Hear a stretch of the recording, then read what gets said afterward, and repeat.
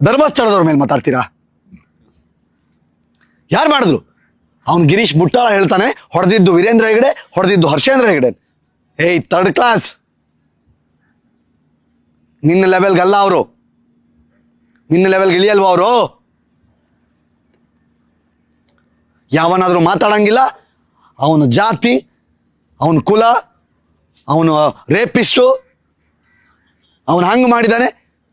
ನಿನಗೆ ತಾಕತ್ತಿದ್ರೆ ವಿಷಯ ಇಟ್ಕೊಂಡು ಯಾರಾದರೂ ಆಗಲಿ, ನೀವುಗಳು ಯಾರಾದರೂ, ಸಮೀರ್ ನೀನಾಗಿರ್ಬೋದು, ಮಹೇಶ್ ಅಡ್ಡಿ ತಿಮ್ರೋಡಿ ಅವರೇ ನೀವಾಗಿರ್ಬೋದು, ಮುಟ್ಟಾಳ ಗಿರೀಶ್ ನೀನಾಗಿರ್ಬೋದು, ಏಕವಚನದಲ್ಲಿ ಮಾತಾಡ್ತಾ ಇದ್ದೀನಿ. ಬಿಕಾಸ್ ನೀನು ಜನರ ಹಾದಿ ತಪ್ಪಿಸ್ತಾ ಇದೆಯಾ, ನೀನು ವಿಷಜಂತು, ಅದಕ್ಕೆ ನಿನಗೆ ಏಕವಚನದಲ್ಲಿ ಮಾತಾಡ್ತಾ ಇದ್ದೀನಿ. ಇಲ್ಲಿ ತನಕ ನಿನ್ನ ವಯಸ್ಸಿಗೆ ಮತ್ತು ನಿನಗೆ ನೀನು ಇಲ್ಲಿ ತನಕ ಮಾಡ್ಕೊಂಡ್ ಬಂದಿದ್ದಲ್ಲ ಏನೋ, ಅದಕ್ಕೋಸ್ಕರ ಬೆಲೆ ಕೊಟ್ಟು ಮಾತಾಡ್ತಾ ಇದ್ದೆ. ಇವತ್ತು ಹೇಳ್ತಾ ಇದ್ದೀನಿ, ಜನರ ಹಾದಿ ತಪ್ಪಿಸಿದ್ದು, ಜನರನ್ನು ರೊಚ್ಚಿಗೆಪ್ಸಿದ್ದು ನೀನೇ.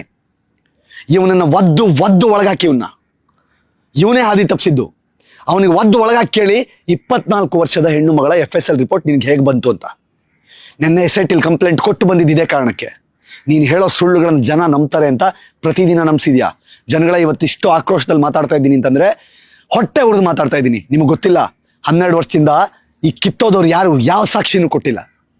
ಸಾಕ್ಷಿ ಕೊಡದೇನೆ ಬರೀ ವಿಡಿಯೋ ಮಾಡಿ